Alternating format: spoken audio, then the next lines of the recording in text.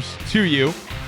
The moderators, you know them well from the Royal We Facebook support group. Taylor, she puts the dream in hashtag the dream team. Tanya gives the best virtual hugs on the internet. Blue, sure to link you up. And D-Doll is queen of the one-liners. They are the girls, they're the women, they're the ladies. They are the lifeblood of the Royal We. So thankful for them being here. And I'm thankful for all of you being here tonight. And we're going to go ahead and get into tonight's lesson.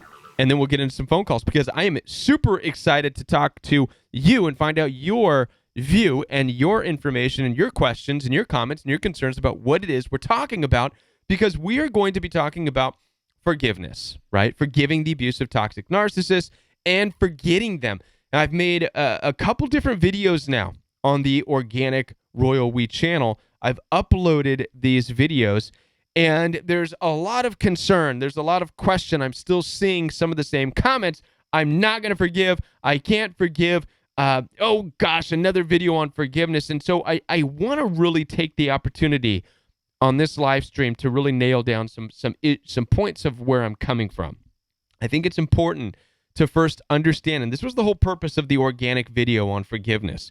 The whole purpose is to identify the fact that forgiveness is its own thing. Forgiveness is a self-attribute. It's a character attribute of you. It's nothing other than that. It has nothing to do with being good or nice or any of that to the narcissist. In fact, I made the clear distinction, and I talked about this in the video where I talked about how a lot of us were raised in environments where we're taught to kiss and make up, go and apologize, say you're sorry. Are you sorry? I'm sorry. Are you sorry? I'm sorry. Okay, hug it out, kiss, make up, shake hands, skip along, and go play. Okay? What these things are an effort to build into people the concept of reconciliation. This is how you reconcile differences and you learn and grow together if you can.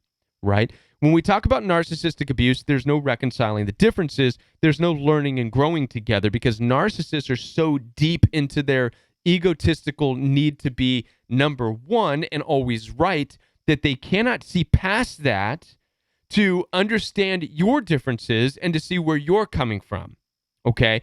So reconciliation doesn't work. So let's go back to forgiveness now, because forgiveness now is important. And by the end of this, my hope is that all of you will be able to walk away saying, you know what? I am a forgiving individual.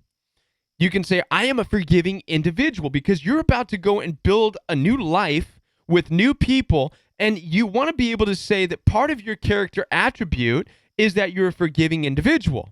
Now, watch this. You don't have to have the narcissist in your life. You don't have to talk to them. You don't have to do anything with them. You can ignore them. You can go no contact and still be a forgiving individual and still call yourself a forgiving individual. Why? How is this? Well, this is what that video was about. The organic video talked about this. The definition, and I'm just looking at the definition of forgiveness. You can look it up, Google it if you want. That's what I do. The definition is that it's not seeking revenge. It's not paying back a wrong for a wrong. That's basically what it says. It's some other things in there too. Foregoing, seeking retribution, whatever. Okay?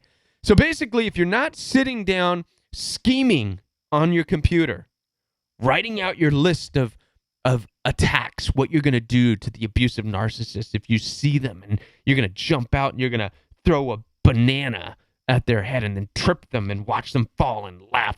You know what I mean? If you're not doing this stuff, that means you're forgiving. You're not seeking revenge, okay? Now, these things I'm talking about, the planning, the scheming, these are things that narcissists do, by the way. Sociopaths, psychopaths, even possibly some borderline personality, bipolar, they do these things. They scheme. Listen, you were a victim, and so was I, of some of these schemers, these narcissistic schemers' tactics. I made a video about one of the worst Christmases I've ever had, where I was called to this house on Christmas Eve under the disguise of wanting to give me a gift. But sure enough, somebody was there who wanted to talk with me and confront me. When we went through this, I was called to go outside. I can literally I'm a very observant person. I'm sure you are too. You can, and I'm aware. I know what's going on in my surroundings. And this person was always out on the peripheral vision, the corner of my eye. And this person was counting the steps as we were walking down so that this person could stop at a certain place, and I kept going, putting them physically above me. And they looked down like a big hen. Attack, attack, attack, attack, attack, attack, attack from this higher position. And I remember vastly, I can see them counting the steps. They're schemers. They scheme to devise how they can get the upper hand. So yes, people really do scheme and devise wickedness. If you are not that person to sit and scheme and devise your wicked plan to lure the narcissist into your yard or into your trap and then boom, get him.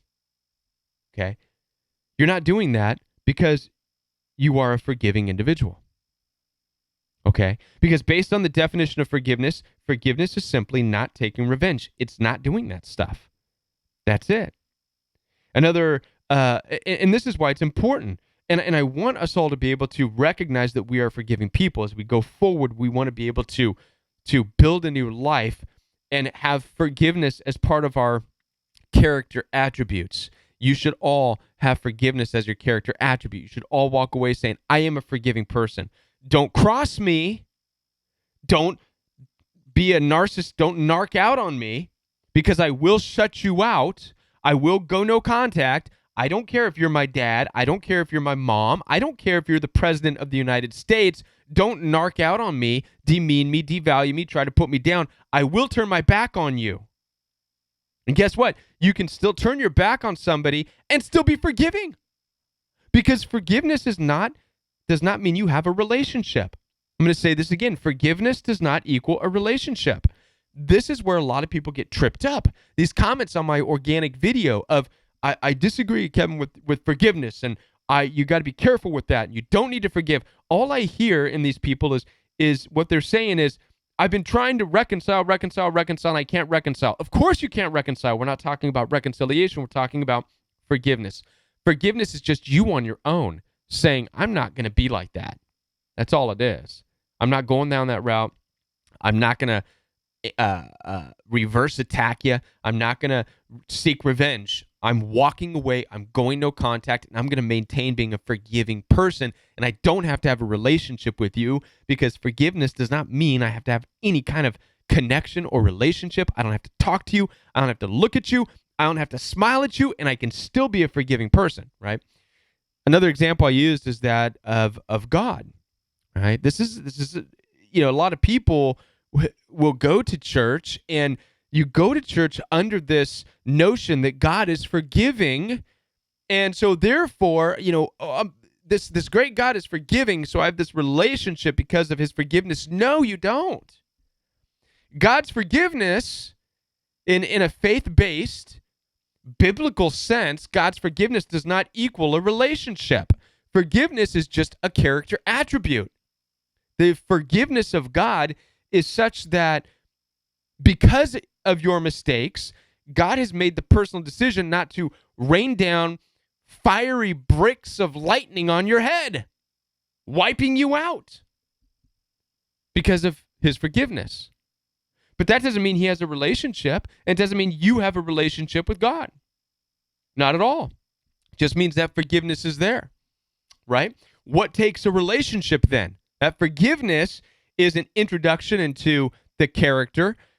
What makes a relationship then is reconciliation. That takes your part to then, and everybody knows this, what does it take, right? It takes reconciliation. It takes turning around. It takes repentance. You have to turn from your ways and turn towards God to have that relationship. Okay? This is important to understand. They're different. Forgiveness just means you're not wiped out. That's it. Doesn't mean relationship. Repentance and reconciliation is working towards a relationship.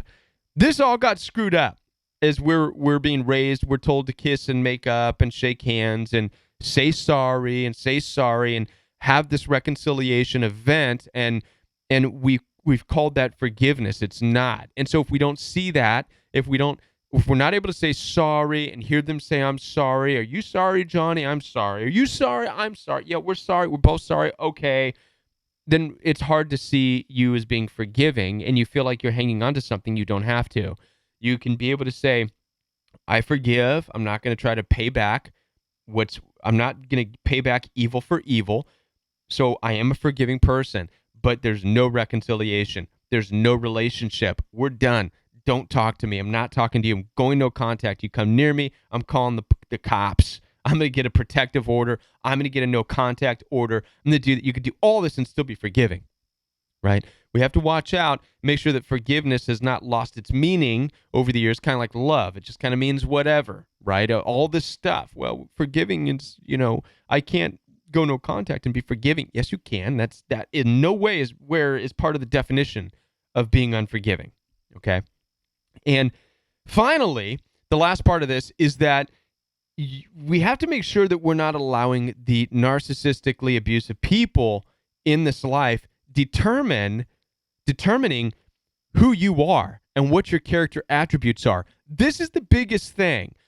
When I see those comments on my organic videos saying Kevin, it's too much. I don't want to forgive. And this, what I hear is the narcissist has power over me. I'm not going to consider myself a forgiving person because I can't, because I've let the narcissist have so much power over me that they determine my level of forgiveness. I'm not forgiving. I'm not going to forgive because of them. Okay.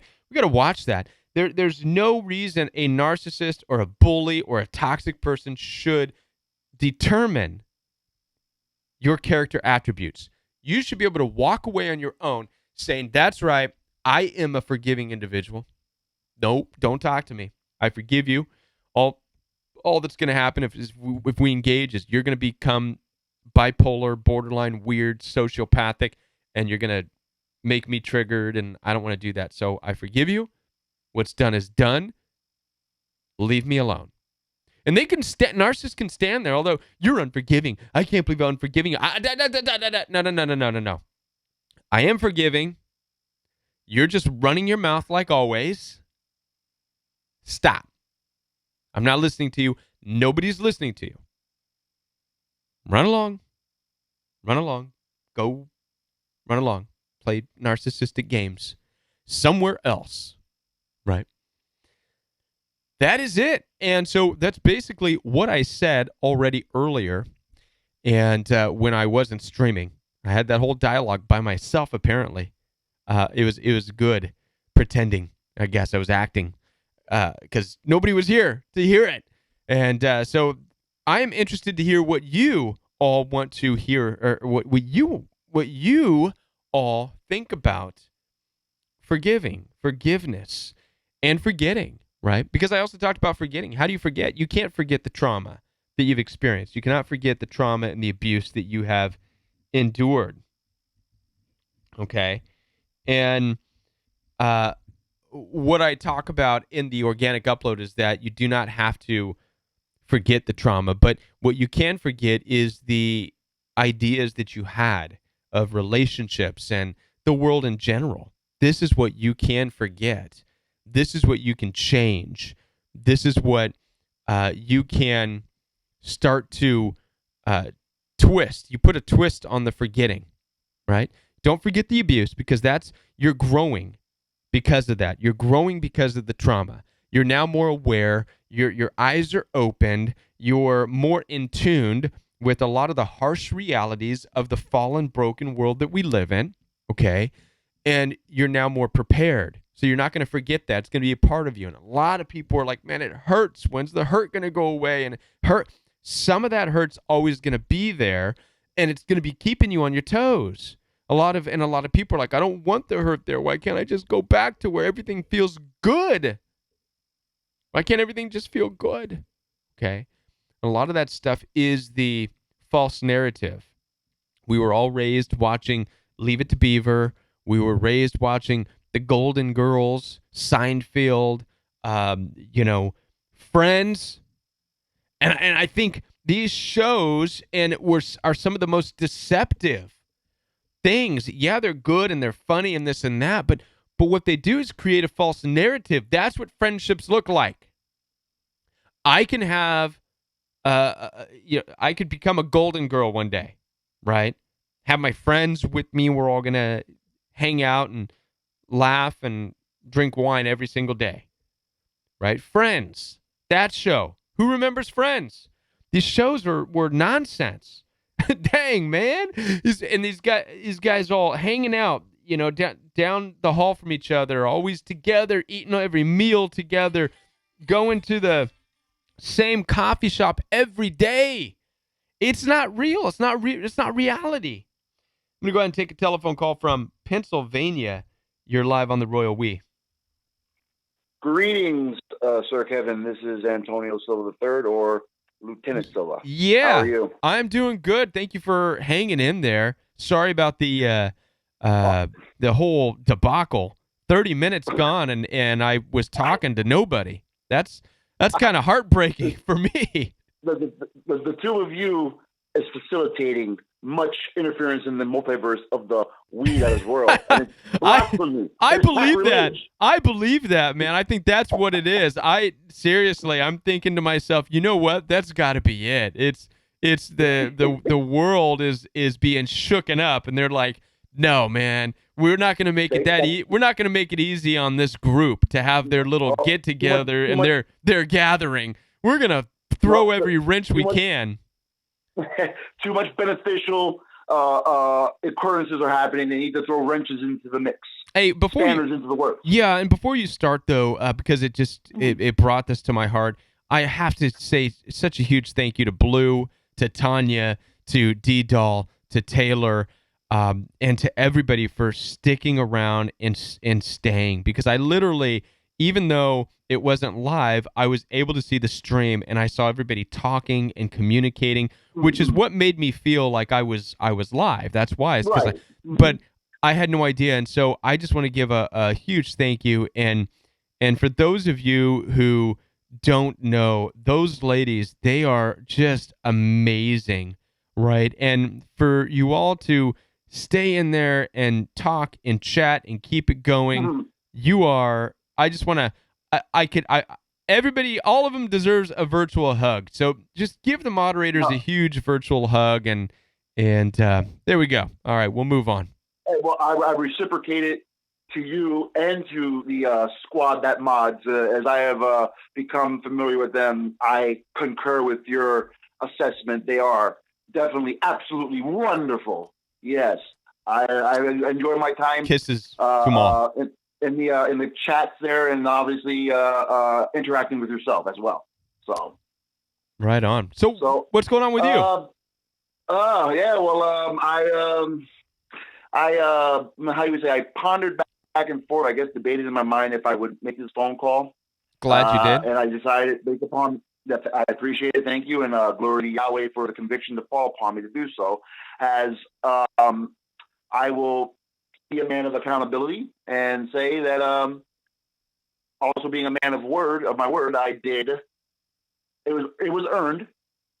I did based upon the previous agreement. When I initially went to no contact, I did check in on the former associate or ally that I was involved with previously. She earned it because the agreement was based upon not pestering me, bothering me, and intruding upon my time when I needed her to be away from me. Mm-hmm. And if she could do that, and if I could build the fortitude up, I would. And it led to a reunion of sorts.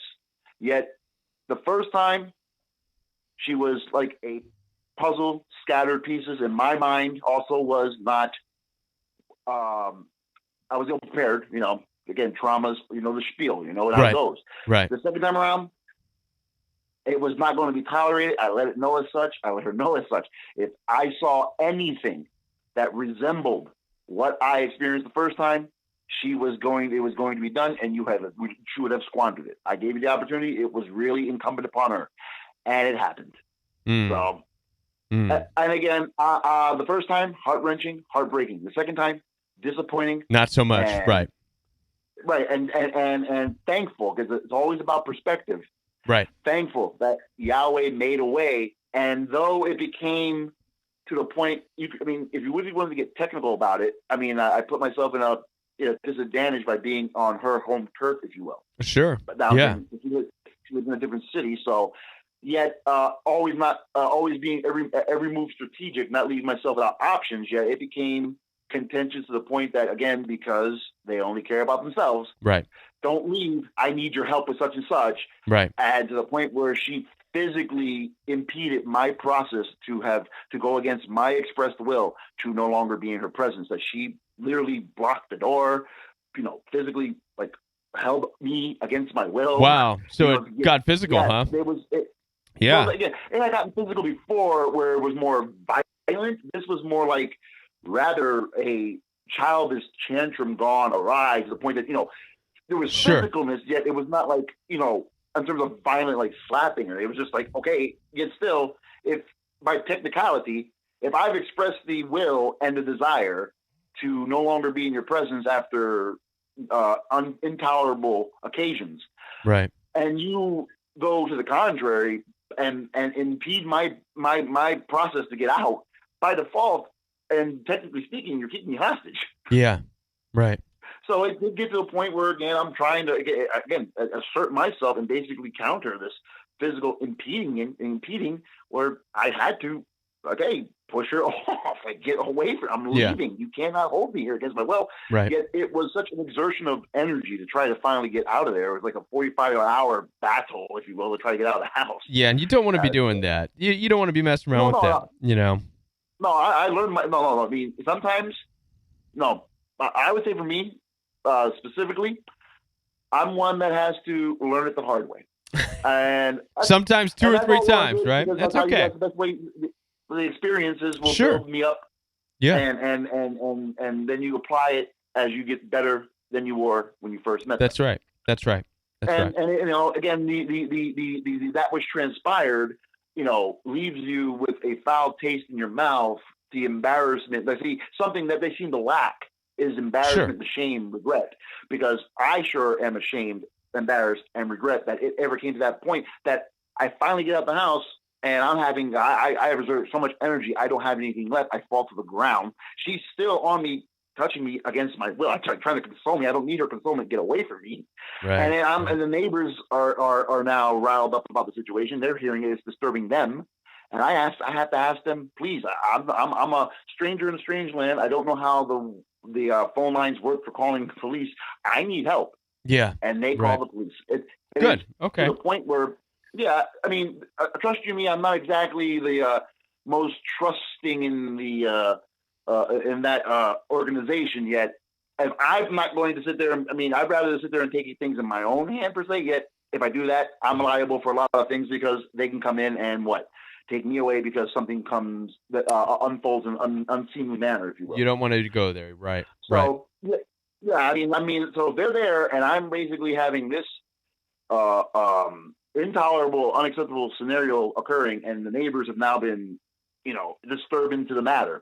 I'm asking them to call the police. I don't know how. I try to call. I can't get through. Or I don't know what I'm doing. Like, please help. And she's sitting there saying, no, don't do it. You know what I mean? Like, here's and somehow you think we can be together? Yeah. We can't even agree on this. You know what I mean? Well, listen. So, that point. It sounds like you sometimes you go back into these situations. Okay, breaking no contact. You get caught up in the Hoover. These situations happen again. But the best thing about this that you can walk away is that it's a reminder of why you're not supposed to be hanging out. And so hopefully going forward, this is it. And now, that's it. But and here's the thing, right? So now not only is it just between you two and a bad breakup, but now the neighbors are involved. Okay. Now here's what's interesting, because a lot of people don't know this about God. I know you believe in God, and you talk about this a lot, but God is going to deal with you in a way that it will be, when you're not supposed to be in a situation, it's only going to get worse and worse and worse for you. So what starts out as a slap on your hand, the initial breakup or the narcissistic abuse sting or whatever, if that doesn't get you and you still go back, okay, we can hang and we can make this work. I'm a Christian. I'm a believer, and we'll make it work. We'll make it work. Next time, the slap of the hand is going to be bigger.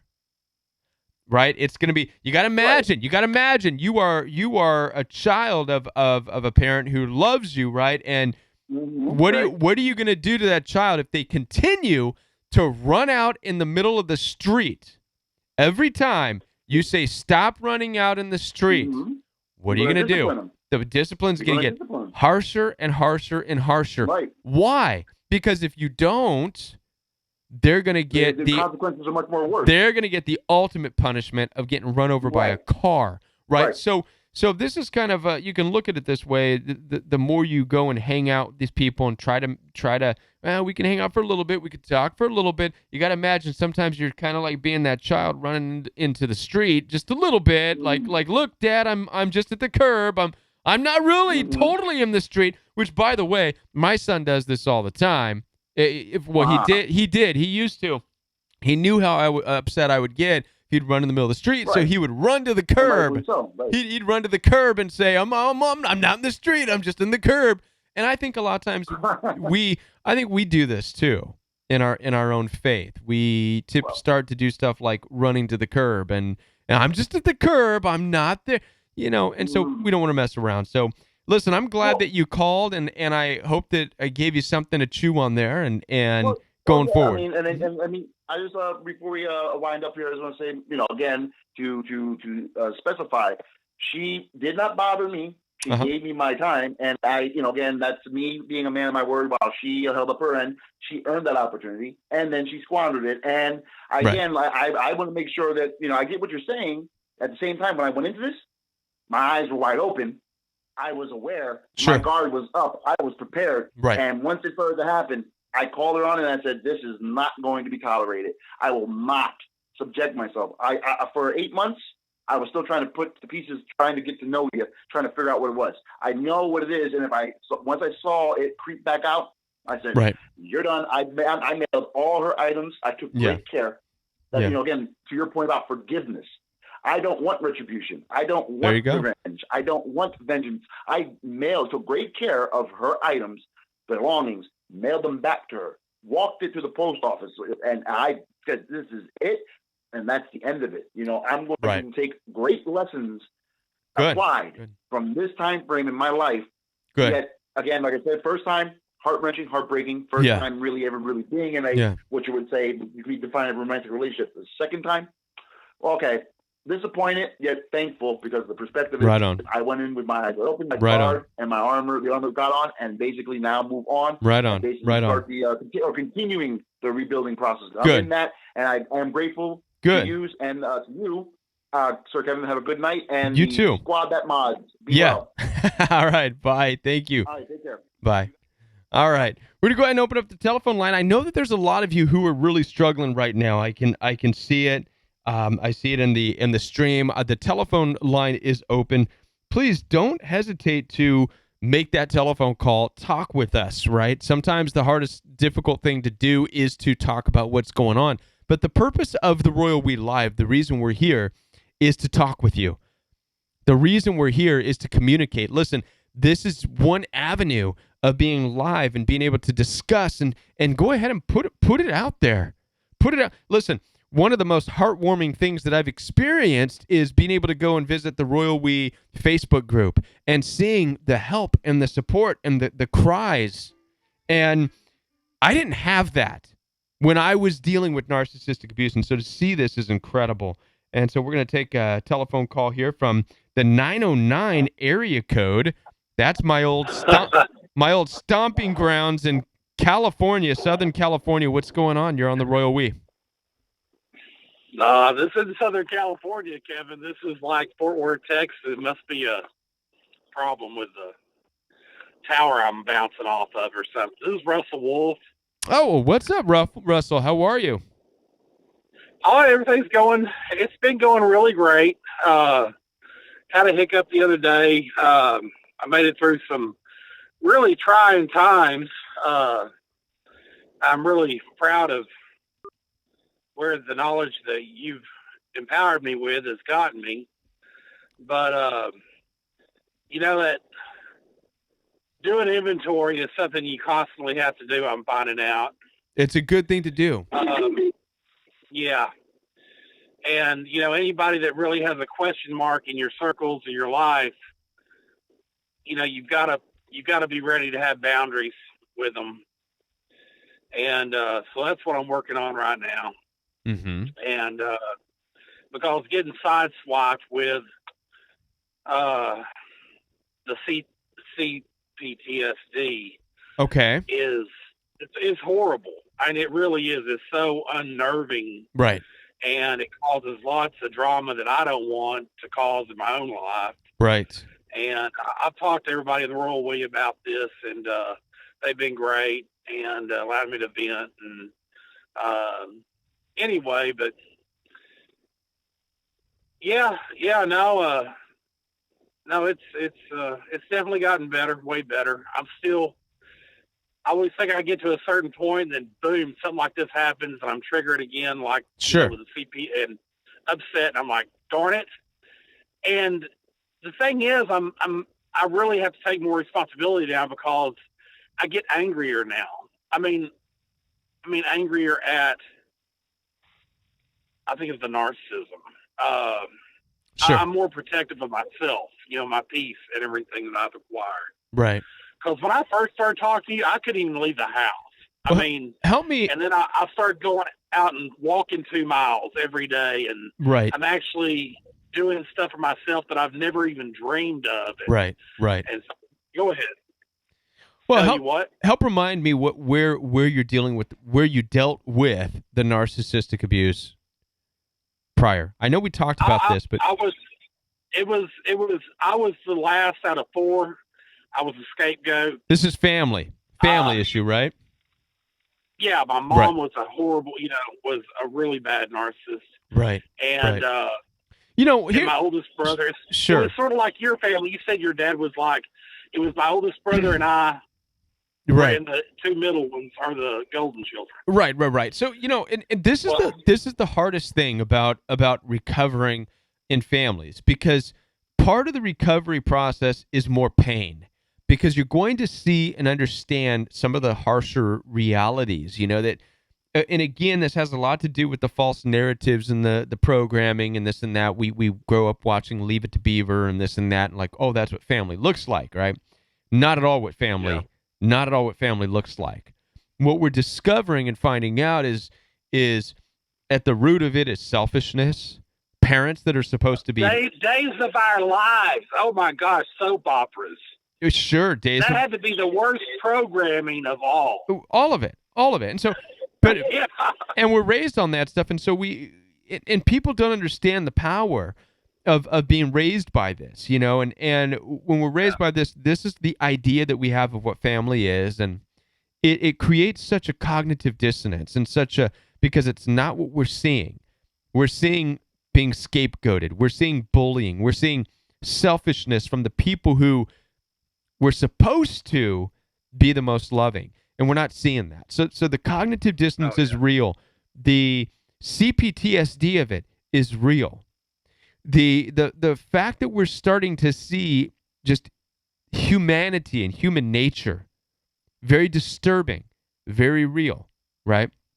And exactly. We're turning off the mode of finding the peace and joy in everything, and look for the good in everything, and look for the good in everybody, and little hippie flowers everywhere, right? Because we're starting to see that the war and one of the things that the U.S. did a good job of is wait a minute, Kevin. We sort of have a gift though of seeing the good. I mean, in a way, it's sort of a gift to seeing the good. I mean, it is. I mean, it's like you have a choice. You can sort of see the bad or the good. You can think. You can think. We are to think on these things. So don't get me wrong. Right. Whatever's beautiful, whatever's beautiful, whatever's lovely. Think on these things. But why is that in there? It's because what you're surrounded by is a mix of both of that, right? And you can be overwhelmed by wickedness and evil because it's around you. Family, parents, friends, coworkers, it's all, you know what I mean? And so that's why you have to make a conscious effort to think about what's good.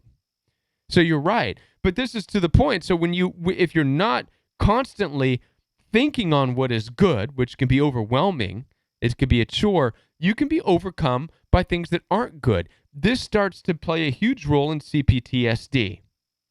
Okay? And so, and if you're not putting yourself out in areas where you can look at what's good, in other words, if you're still engaging with the same family and the same people that have scapegoated you all your life, then it's going to be very difficult. No, actually, I've cut my family off, my siblings. Okay. Which were, my mom passed away in 96. My dad, I don't have a problem with him. He's great. He's the only one that treats me with respect. Right. My siblings were horrible, always have been. And they ghosted me, actually. They're the ones that I think attacked you on your videos, probably. I wouldn't doubt it. Right. And they totally unfriended me when I shared a couple of your videos and some other people. Of course. On our own sibling deal. Nobody wants to. But then nobody likes to get deep.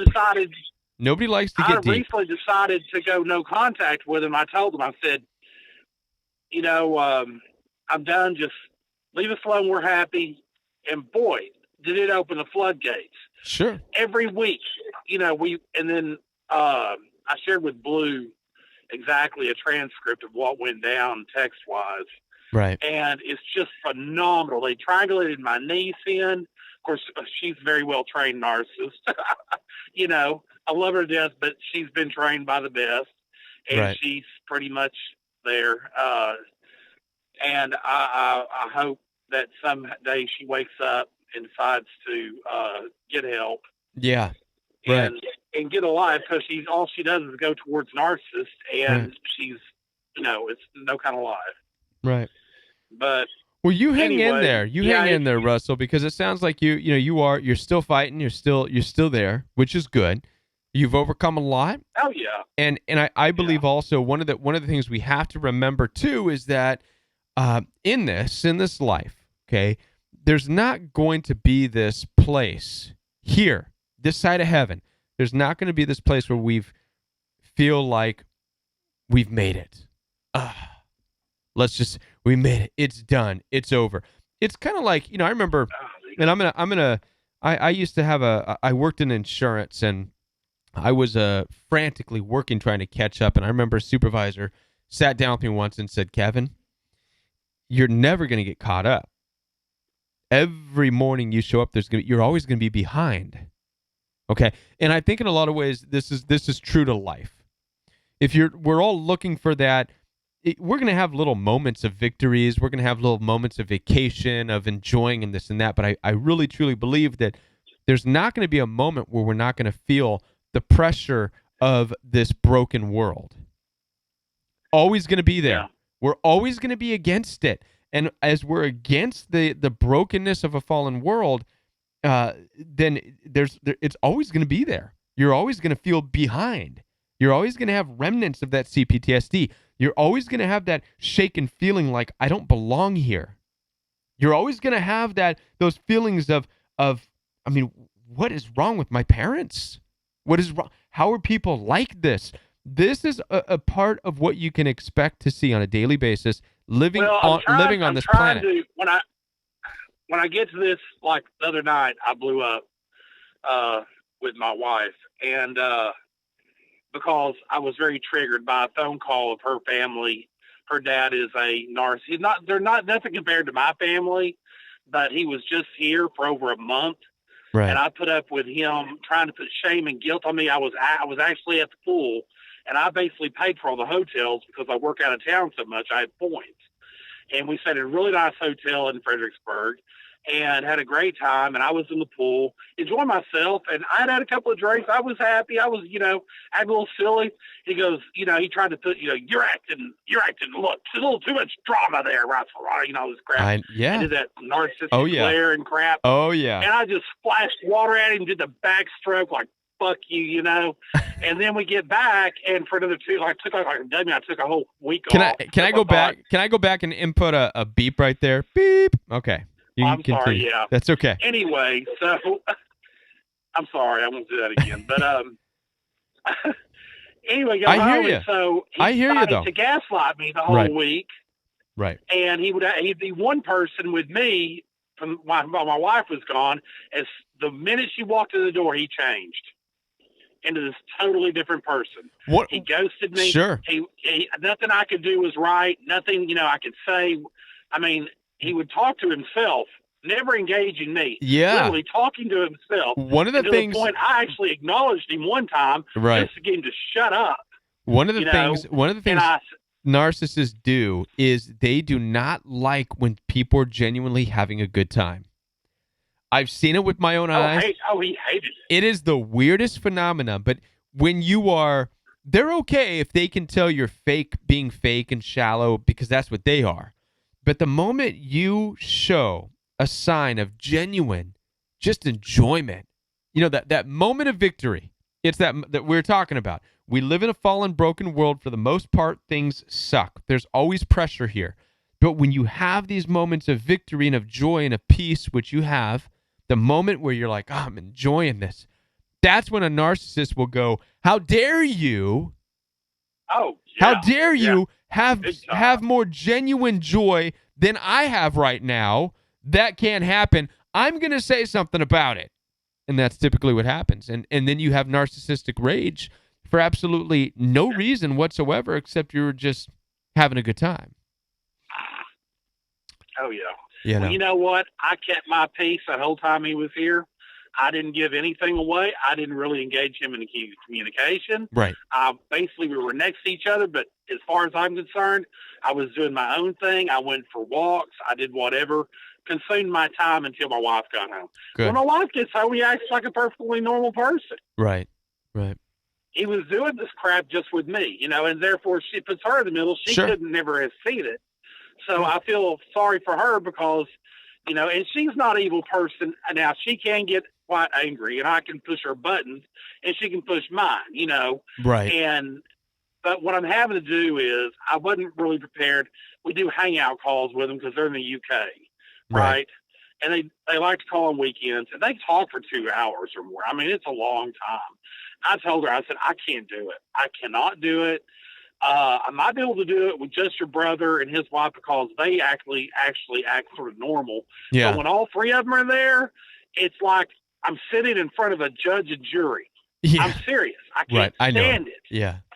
And I just can't handle it right now. And she understands. Yeah, you're doing the best that you can to anyway, stay away from it. So thank you. And I'm glad that you called.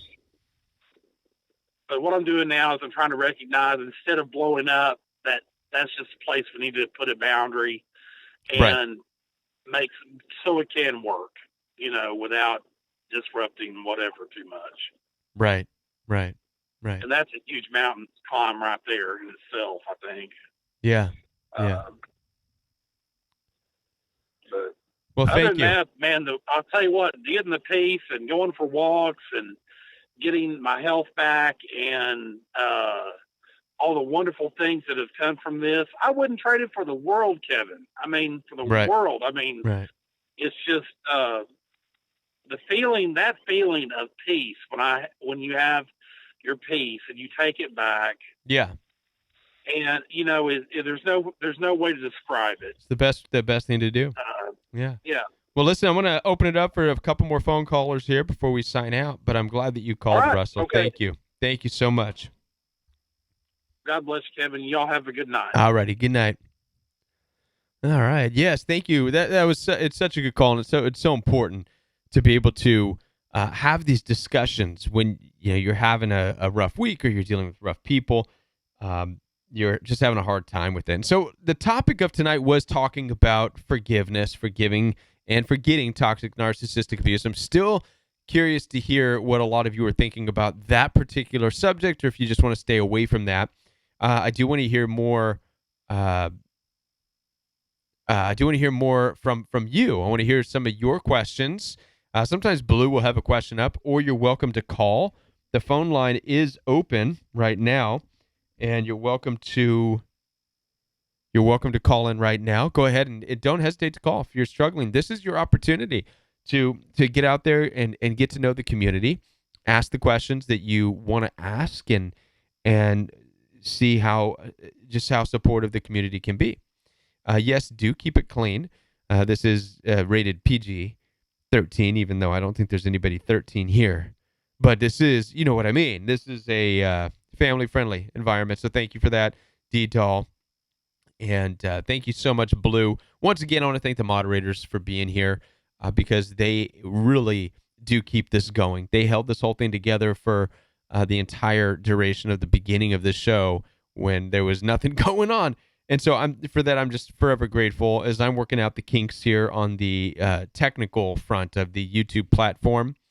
And with that, I just want to thank you all for being here. And let's see. Can I call New Zealand? I do have a text. Can I call New Zealand? I don't know if I can call New Zealand. New Zealand can probably call me. Who's in New Zealand right now? New Zealand, if you are there, I don't think I can call New Zealand. However, New Zealand, if you're there, you can call me right now, and I will answer it. I don't have Google Voice that I'm using does not allow me to call out with long distance. However, I receive calls. I've received calls from China, Japan, Egypt. So if there's somebody there from New Zealand right now who would like to call, you're welcome to go ahead and call in, and we will definitely spend time talking with you. And what I will do after this is over is I will go ahead and edit the beginning part of the show to get the part where there's no voice out of it. And let's see. Texts back and forth. Andrea Barlett. Andrea, what's going on? Are you there, Andrea? Can you call? And what's going on, Andrea? What's the beginning number? To the telephone number? It's 1, Andrea. So you should be able to dial 1-951-394-3496. And that should get you where you need to call. If it's a emergency of the point of something dangerous happening, Blue is posting a lot of helpful links there, and we are absolutely not opposed to contacting the right link for what you need, right? So get the help that you need, Andrea, and we're here for you as well. So I'm waiting on my phone right now to see if a call from Andrea is coming through, and I don't see it yet. And it looks like she's trying though. But thank you so much for being here, everybody. Appreciate it. Appreciate the moderators. Appreciate the Facebook support group, and everybody, just everybody that is there in the community. You all are amazing for everything that you do. And what time is it over there in where is she from again? Way over there in oh, I'm not sure. Still not getting anything yet. New Zealand. What time is it in New Zealand? All right, let's see. We got a question here. Kevin, any tips on how to cope with loneliness after the discard? Absolutely. So I've actually made a video about loneliness because loneliness is something that we all struggle with, okay? And the biggest struggle of loneliness is that you're left by yourself. But here's the deal. You need to spend time alone, okay? Loneliness is what it's doing is it's your body's way of telling you you need to spend time in isolation. You're not lonely because of narcissistically abusive people leaving you. You're not. I know you think you are, but you're not. You're not lonely because of the discard. You're not lonely because an abusive person who used you and just wanted to take from you has now left you. That's not what created loneliness in your life. What created loneliness is a detachment from yourself. It's a separation. You disjointed yourself. Your whole being, everything, your morals, your values, you have detached and broken down and scattered yourself all over the place for the sake of another person.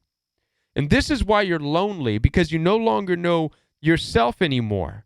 And you have to reach out and try to grab all these pieces, right? Because when you are full, 100% full and confident in who you are and what you do in life, you won't feel lonely. But when you're discarded and you go through this pain, you feel lonely because you yourself are scattered, bits and pieces of your morals shaken down, your values shaken down, your integrity shattered and broken, who you are, the things you once loved to do, the things you know you should be doing. You're broken all over the place. So how to get over the feeling of loneliness is to understand that you need this time of isolation. You need the narcissist out of your life. You need as many people away as you can because you need to spend time in isolation, it's called, gathering yourself back together. Yourself. Listen, it's not like, we're not like Humpty Dumpty where we need a bunch of guards putting the shells and putting the pieces back together again, right? We need to be able to put ourselves back together. I'm going to take a call from North Carolina, but I do hope that helps you to understand. Use the loneliness. The loneliness is your body's mechanism to tell you to get yourself in isolation. Stay there as long as it takes to build your self-confidence and get to know who you are again. We've got a call from North Carolina. You're live on the Royal We.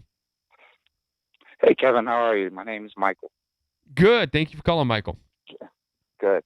So to make a long story short, 2016, so my sister died, and 3 days later, instead of being at her wake, I had to go to the hospital to get some stitches.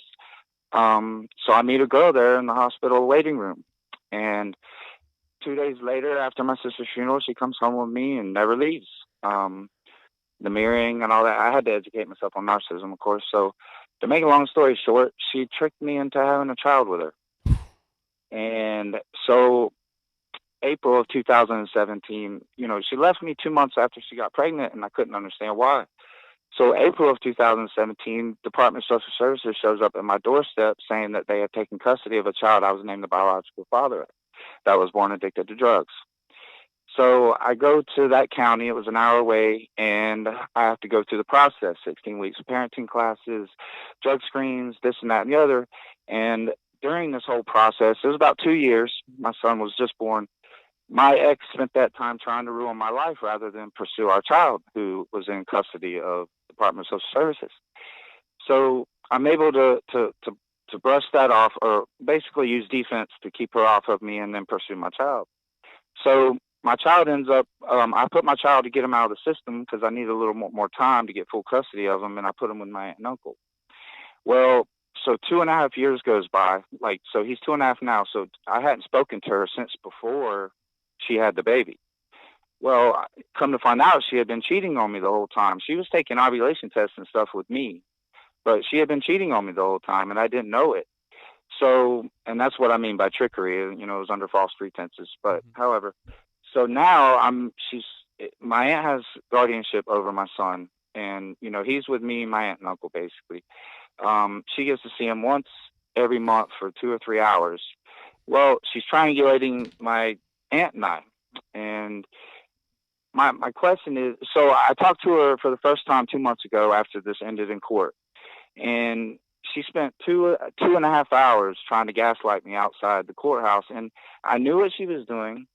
I held on to the truth, but it still froze me, and it put fear in me because I realized that I got confirmation of oh my God, you really are a narcissist. And so now, my aunt is a self-admitted enabler, which I sent her your triangulation video, and it seems like the more I say, the more I tried to talk to my aunt, the crazier I'm looking. Right. So, yeah. And so my mother died 1.5 years ago. So now all I have is my son, my aunt, my uncle. So I know my ex's game plan is to get me isolated as possible to, you know what I mean? How old are you, if you don't mind my asking? I'm 40. I just turned 40. All right. So here's the deal. And I get it. But there's an awful lot of now you have a 2-year-old son. He's 2.5, yes. 2.5, right? Your priority needs to be your son and raising your son and being a father and a role model for your son. It no longer at 40 should matter what your aunt has to say about you or your uncle or any of these other family members and this and that. And I know that this is hard because, again, a lot of us, especially depending on the culture and this and that, we're supposed to have these family ties that you know what I mean? But narcissists look for this stuff. They weasel their way in and they start separating and all this stuff out. But in a bigger way, a lot of this needs to be weeded out of your life. Because how are you going to grow and develop and become the man that you're called to be in this life while still connected, overly connected at the hip with aunts and uncles and moms, and your mom passed away, so that can't be. But so I hope you can understand what I'm saying here is that this narcissistically abusive person you're dealing with is keeping control over you by means of working in and out of your family. And so to solve this is to simply understand that your goal is not to be a part or not to deal with the aunts and this and that, right? Your goal is to just work on being a good father, a provider, Yes. Move on, hopefully find a partner that you can resonate with and begin your own new family, okay? But part of this is separating and detaching from the aunts and the uncles and all of this stuff, because all of this is it's a playground, so to speak, for narcissists to come in and weasel and create drama, create tension, and now you're stuck in the middle of it.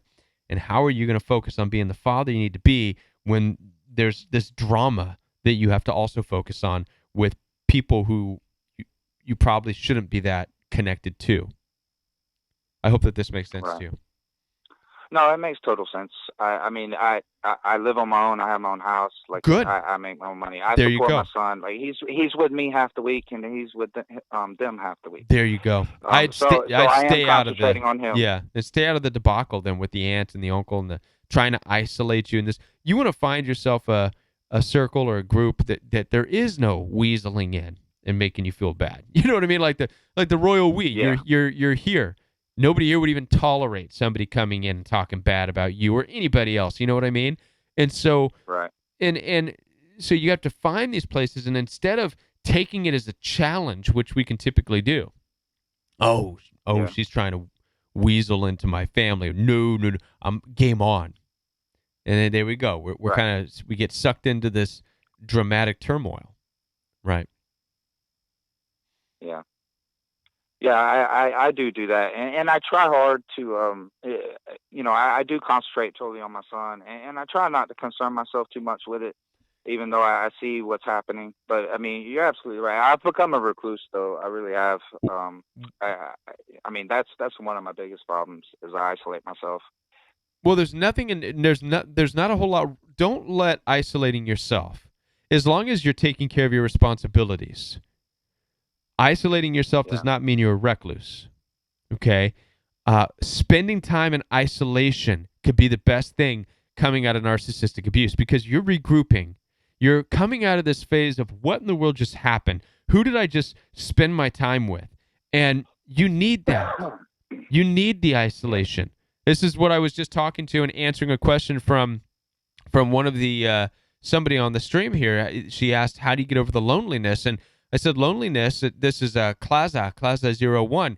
She asked, how do I get over the loneliness? Well, to get over loneliness is your body's way of telling you need to be in isolation because you got to get yourself together, right? So Yes. when you're constantly around people, aunts and uncles and friends and this dude and that dude and this, you don't have time to get to know yourself. You're constantly trying to be somebody for all these people. And so spending time in isolation, isolating yourself is not a bad thing. You are getting to know yourself in this time. And it sucks and it's sad that culture is put this dark cloud over spending time in isolation. Oh, there's something wrong if they're isolated. There's something. Did you know that there's ancient cultures of people that would go and part of their entrance into manhood, I actually read this, they would take a boy at a certain age, I don't know, 12, 16, whatever. They would leave him in a dark cave or whatever, miles away from where the village was, the tribe was. And they would leave him there in the darkness And his entrance into manhood would to be by himself, however long it took, days, weeks, whatever, make his way out of that darkness, find ways to feed himself and eat, conquer his fears, and make his way back to the village. And when he got back, he was celebrated as a new entity, a new being, a man on his own, right? This is what you and I, we don't have the pleasure of doing this stuff. Instead, we spend our lives connected to mom, dad, aunt, uncle, friends, and the moment we're without these people, we're considered a recluse. We're by ourselves. We're in isolation. We're trying to figure things out. That must be something wrong. No, man, it is good. What I would suggest is to take this time of isolation to find yourself, and you already have your own place, you have your own money, great, but I believe there's something else that in your life that you need to start to plan and fulfill, aside from being a good father. And you're going to start to work on this and dedicate yourself to this. You're not going to dedicate yourself to your aunt and uncle anymore. You're not going to dedicate yourself to these other people who you don't need to be dedicating yourself to. You're going to dedicate yourself to the responsibility of being a dad and to a calling that you have in this life. But it's going to take a balance of being a good father and spending time in isolation to figure this out. I hope that makes sense to you. No, it makes a lot of sense. Right on. Well, thank you for calling. I appreciate it. All right. Thank you, Kevin. All righty. Bye. All right. Bye. Yeah, that's. I really appreciate that phone call. It's something that, we do struggle with is loneliness, isolation, because we're not surrounded by the people who we feel we should be surrounded by. And we're not connected at the hip with all the big family and this and that. Listen, when you're connected to having this big family and stuff, it's hard to find yourself, right? Find yourself first. Become the conqueror that you are supposed to become, and then you can go in and you have your place then in the family. You have your place with these other people, a respected place, right? Because you know who you are, and then because you know who you are, they know who you are. Got a call from Indiana. You're live on the Royal We. You're live on the Royal We. What's going on here? Indiana, I know you're here. I think, shoot, man. Hang on. Here we go. There we go. You're live on the Royal We. Hi. Hi. Gotcha. So this is Melissa. I'm calling from Indiana. Hi. And my question to you, is, as a believer in Christ, yes. How are we to, how does that apply when we're dealing with a narcissist? How does what apply? Well, I mean, we're taught that we're supposed to love, we're supposed to forgive, we're supposed to, pray for. Okay. But so forgiveness, well, let me tackle forgiveness because that was the topic of this video. Okay, so forgiveness does not mean relationship. Okay, so I'm glad you brought up God and believing and being a Christian, because as you know, a lot of people believe that they have a relationship with God because God is so forgiving, and that's not true. God's forgiveness doesn't equal a relationship. God's forgiveness is a character attribute of God. All that means is that you mess up, God has made the decision out of his character attribute of forgiveness not to destroy you, not to throw fire down on your head, not to throw water on top of the entire earth, drowning everything in existence. Right? We've been down that road before, way back when. So God's forgiveness now means that that's not going to happen. Forgiveness is defined as not taking revenge.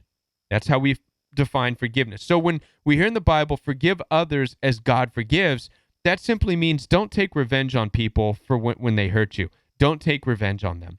But it also doesn't mean that you have to have a relationship with them, because as you know, God's forgiveness doesn't mean you have a relationship with God. It's not his character attribute of forgiveness. What makes a relationship with God is your willingness to repent, turn away from a lifestyle that doesn't honor God, that God doesn't want to have any part with, you turn and you go towards God and you say, I'm ready to have a relationship with you. Whatever it takes, I will stop doing everything I'm doing. I'll get the counseling, therapy, whatever. That's that's called reconciliation. And to have a relationship with God, you have to reconcile with God, and that's reconciliation, right? So that tackles that aspect. And then because a lot of people get that confused. Well, God forgives me, so I have to forgive other people. Okay, so God doesn't drown people by flooding the earth anymore. But and that's how you're to live. When somebody wrongs you, don't drown them. Don't try to put fire on their head. And the Bible actually says that. Don't try to beat people down, right? Be forgiving as God is. Doesn't mean there's a relationship. It just means you're not going to try and hurt them. Does that make sense? Somebody had told me, yeah, it does. And somebody had told me at one point in time that I should read 2 Timothy 3, which basically says, these are evil people and that we shouldn't pray for them. So that brings a lot of confusion. 2 Timothy 3. Yeah, I have done teaching on I've talked about 2 Timothy. 2 Timothy has a lot to say about who not to associate with, right? In those days, there would be people who are lovers of themselves and lovers of money and boastful and arrogant and disrespectful to everybody and cussing and people out and fight. And it's narcissists. 2 Timothy is saying, here's your narcissistically abusive people. If you get involved with them, you're going to get messed up because this is what they do. This is how they treat others. So he's saying, don't have anything to do with them. And so don't. And that's not unforgiving. And then this is where, and especially narcissists, they like to come out and say, you're unforgiving. You're not talking to me. You're going no contact. You're an unforgiving person. You could say, no, I do forgive you. I do forgive you. I am a forgiving person. If I was unforgiving, I would be doing the same thing to you that you've been doing to me, but I'm not because I'm a forgiving person. But I'm listening to Timothy, and I'm not going to have anything to do with you. I'm not going to share in your life. I'm not going to go and smoke what you smoke. I'm not going to go hang out where you hang out. I'm not doing that stuff. I'm not doing it. Mm-hmm. That has nothing to do, and that right there is God honoring, right? A lot of people say, well, Jesus hung out with the sinners. Not like that. Jesus wasn't poking around at the parties saying, woo, hey, let's all hang out, guys. Yeah, one love. No, that's not what that means. He hung out with the sinners in a sense that he was teaching, healing, and that was it. That was the extent of the relationship. And so a lot of people in a narcissistic world, in this narcissistic culture, take that as, oh, well, Jesus hung out with the sinners, and you can't hang out with us. You can't come to our party. Our family's having a big get together. Yeah, there's going to be beer and stuff, and you don't want to go. You're no Christian.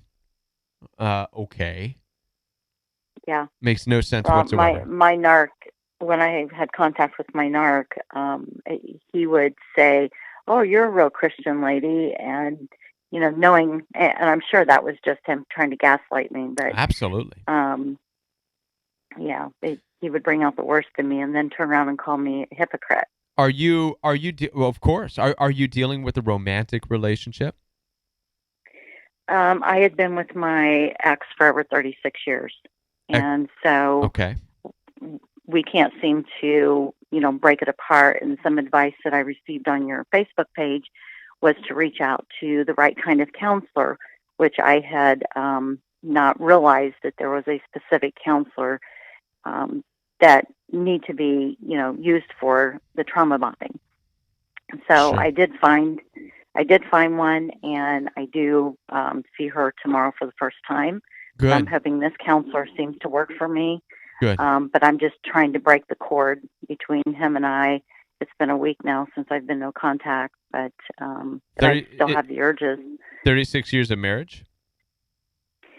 For the most part, yes. So out of 36 years, we've lived apart 5 years.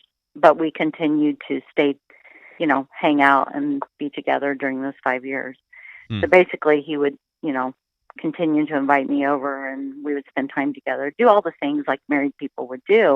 Have the married people benefits, but without actually living a married life. right?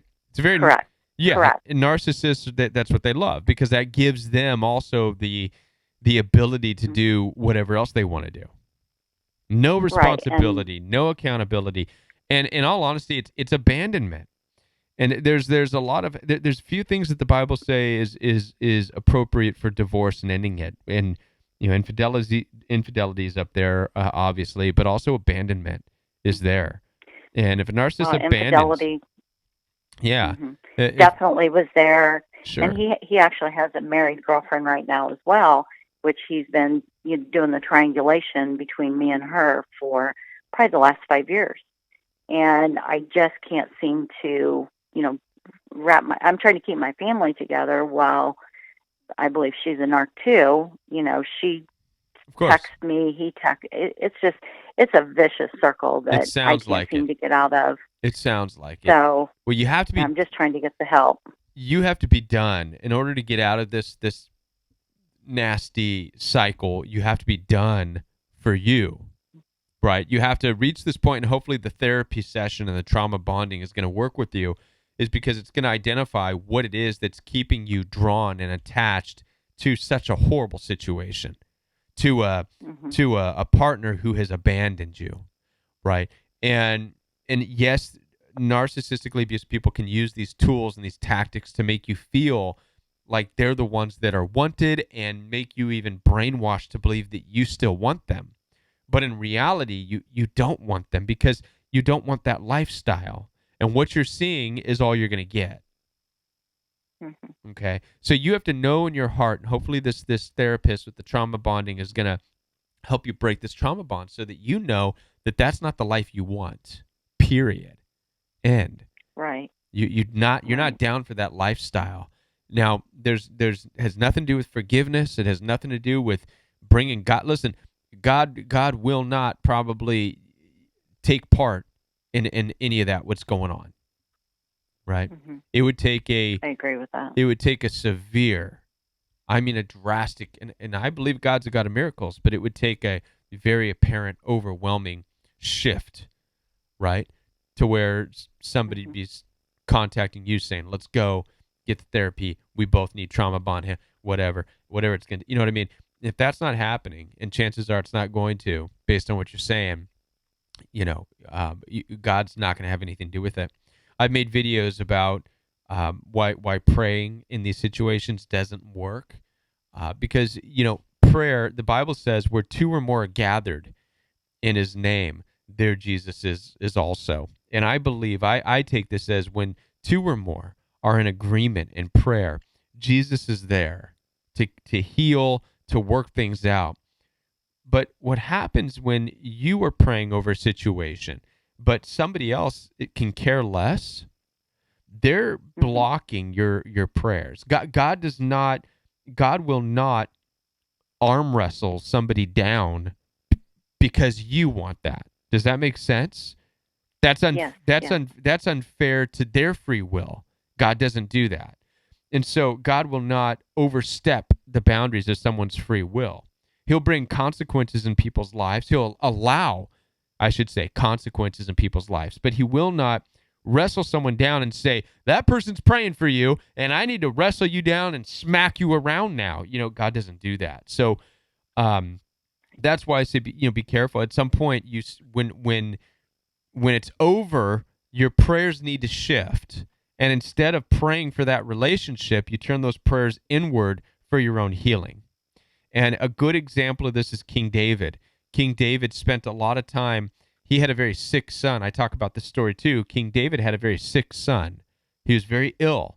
And while his son was very sick, King David wept and he starved himself. He didn't eat, and he prayed. He was on the floor. He was crying day in and night out. His servants were all getting worried about him. His son ended up passing away. He died. It's a tragic story. It's a horrible story. But when his son died, King David got up and he went and he sat down and he ate. And then everybody was, well, why? We don't get it. Your son was sick, and here you were praying, and now your son's dead now, and now you're eating. It makes no sense whatsoever. How come you're not crying and stuff?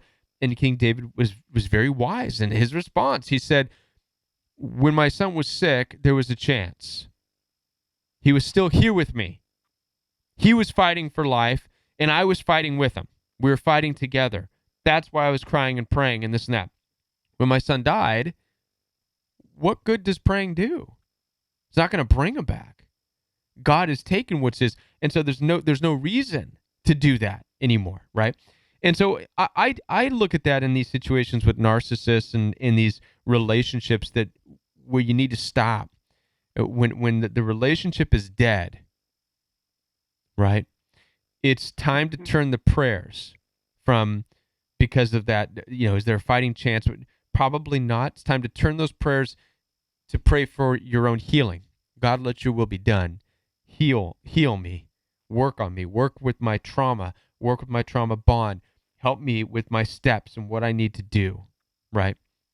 And that's what I would suggest as far as praying and such. I hope I didn't overstep my boundaries, as far as... No, not at all. Not at all. I guess, I'm so used to praying for other people, I don't typically pray for myself, and maybe that's what I need to do. I need to turn my prayers around, focusing on my own healing. Right. Blue posted a great proverb, Proverb 13:12. Hope deferred makes the heart sick.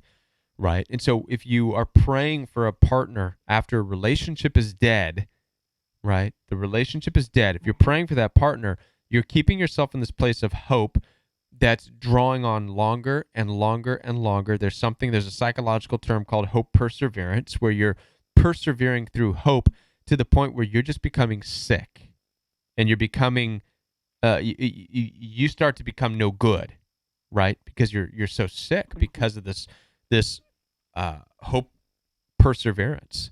So you don't want to get to that point. You want to realize, okay, that is no longer an option. I need to shift the prayers now. I need to change the direction of the prayers. And you can even pray for new prayer direction. There's nothing wrong with that. Lord, give me prayer direction. What should I be praying for? All right. Interesting. Well, thank you so much for your time. Yeah. I do appreciate it, and you have some great resources. Thank you. That I have found very helpful. So very cool. Thank you for that. Thank you for calling. Appreciate it. All right. Bye. Bye. All right. I am so grateful. What a night. I am so just thankful for this night, even though it was started late, even though BooTube had messed up my audio. There was a lot of callers. There's a lot of love and support.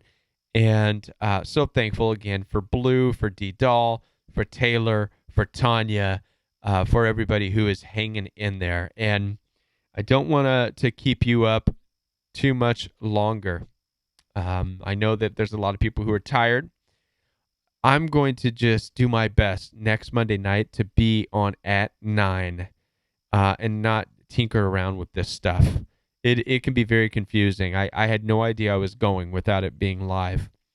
But I hope that there was enough in this show to give you some things to think about, to chew on, to digest, to pray on, and throughout the week, right? That's what we're here for. So thank you.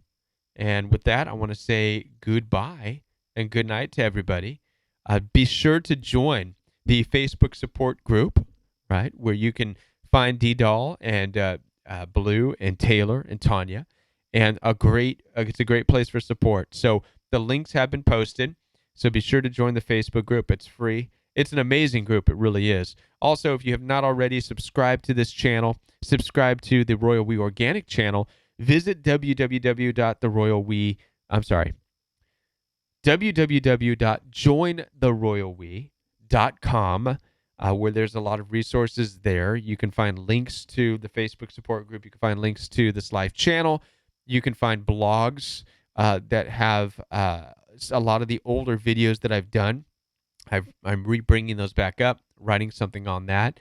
And there's a lot of good stuff there for you. So visit www.jointheroyalwe.com. You can also schedule one-on-one appointments with me throughout the week if you need that extra help throughout the week. I am available for you for that.